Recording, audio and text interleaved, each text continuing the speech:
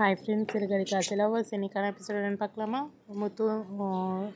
மீனாவும் பேசிகிட்ருக்காங்க. இந்த மாதிரி நான் ஏன் உங்ககிட்ட பணம் வாங்கிட்டு போனேன்னா உன் பேரில் அக்கௌண்ட்டில் ஓப்பன் பண்ணி அதுலேயே காசு போடலாம் அப்படின்னு சொல்லி தான். இப்போ நீ ஃபஸ்ட்டு செக் யார் கொடுக்க போகிற அப்படின்னு சொல்லி கேட்டுட்ருக்காங்க. நான் ஃபஸ்ட்டு மாமாக்கே கொடுக்குறேன் அப்படின்னு சொல்லிட்டு, அதுக்கப்புறமா இல்லை நான் வந்து ரவிக்கும் ஸ்ருதிக்கும் காசு வாங்கினால 50,000 அதை ஃபஸ்ட்டு நான் கொடுத்துட்றேன் அப்படின்னு சொல்லிட்டு சொல்கிறாங்க. அதெல்லாம் வேண்டாங்க, அப்புறமா கொடுங்க, ஒன்றும் அர்ஜென்ட் இல்லை அப்படின்னு சொல்லிட்டு சொல்கிறாங்க.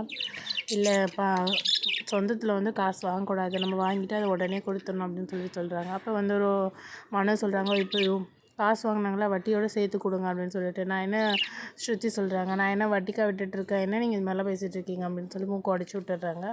அதுக்கப்புறமா செக் போட்டு அப்புறமா கொடுக்குறாங்க. அப்போ மட்டும் சொல்கிறாங்க, மீனா ஃபஸ்ட் டைம் செக் கொடுக்குறாள், நம்மளாம் சேர்ந்து ஒரு ஃபோட்டோ எடுத்துக்கலாமா அப்படின்னு சொல்லி. அப்புறமா ஃபோட்டோ எடுக்கலாம் அப்படின்னு சொல்லிட்டு எல்லாம் ஃபோட்டோ எடுத்துக்கிறாங்க. அப்போ செக்கில் வந்து சைன் போடும்போது ரொம்ப அழகாக 2 பேரும் பார்த்துக்கறனாலே ரொமான்ஸ் பண்ணிக்கிறாங்க. இதெல்லாம் பார்த்தோன்னே விஜயாவுக்கு வந்து கோவம் வந்துடுது. அப்படியே ஏஞ்சி படுக்க வெளியே ரூமுக்கு போயிடுறாங்க அவங்க.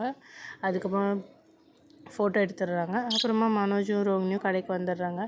பேசிகிட்ருக்காங்க. இந்த மாதிரி ஜிஎஸ்டி பில்லு நீ ஏன் இன்னும் கட்டவே இல்லை, இவங்க உனக்கு அனுப்பிச்சிருக்காங்கல்ல, வார்னிங் கொடுத்துருக்காங்களே, 10 நாள் ஆகிடுச்சு, இன்னும் நீ கட்டவே இல்லை அப்படின்னு சொல்லிட்டு. அவன் தான் 30 லட்சம் எடுத்துகிட்டு போயிட்டால, அதில் எனக்கு பாதி லாஸ் ஆகிடுச்சு, இதில் எனக்கு மைண்ட்லே இல்லை அப்படின்னு சொல்லிட்டு, இந்த மாதிரி சொல்லாத, வந்துடுவாங்க இப்போது அப்படின்னு சொல்லிட்டு பார்த்தா உடனே வந்துட்டாங்க. வந்துட்டு இந்த மாதிரி நான் ஜிஎஸ்டிலேருந்து வந்துட்டுருக்கேன், நீங்கள் ஏன் இன்னும் கட்டவே இல்லை அப்படின்னு சொல்லிட்டு. அப்போ வந்து இந்த மாதிரி சொல்கிறாங்க, எனக்கு லாஸ் ஆகிடுச்சு 30 லட்சம், அதனால என்னால் கட்ட முடியல அப்படின்னு சொல்லிட்டு.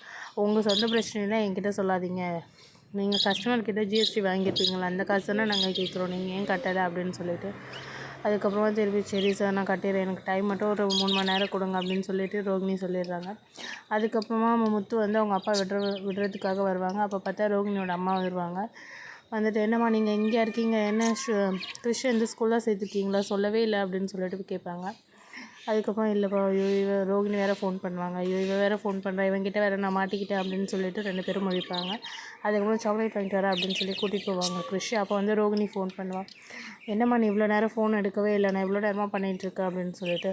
இந்த மாதிரி முத்து வந்துட்டா, வந்து எங்கே எங்கேயா இருக்கீங்க, என்ன இதுன்னு விசாரிச்சுருக்கா, நீ போய் அவன் கண்ணிலே படி, எப்போ பாரு உங்கள் 2 பேருக்கு இதுவே இருக்குது, அவனுக்கு தெரியக்கூடாதுன்னு தான் நான் தூரமாக எடுத்துகிட்டு வந்து அவனை படித்தேன் அப்படின்னு சொல்லிட்டு போய் திட்டுவாங்க. சரி எனக்கு அதெல்லாம் விட ஒரு பெரிய பிரச்சனை இருக்குது, என்னோடய நகையில் எடுத்துகிட்டு நீ நான் சொல்கிற இடத்துக்கு வா அப்படின்னு சொல்லிடுவாங்க.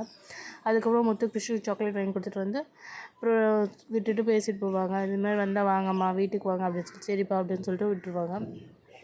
அதுக்கப்புறமா முருகன் வருவாங்க. அதுக்கப்புறமா இந்த வித்யா கிட்டே வந்து பிரியாணி வந்து கொடுத்துட்டு போவாங்க. என்ன நீங்கள் பிரியாணி கொடுக்குறீங்க, இல்லை என் ஃப்ரெண்டு தான் ஒரு கடை ஓப்பன் பண்ணியிருக்கா, உங்களுக்கு தான் ஃபஸ்ட்டு கொடுக்கணுன்னு வந்திருக்கேன், நீங்கள் தான் நல்ல டேஸ்ட்டான ஆள் அப்படின்னு சொல்லிட்டு சொல்லுவாங்க.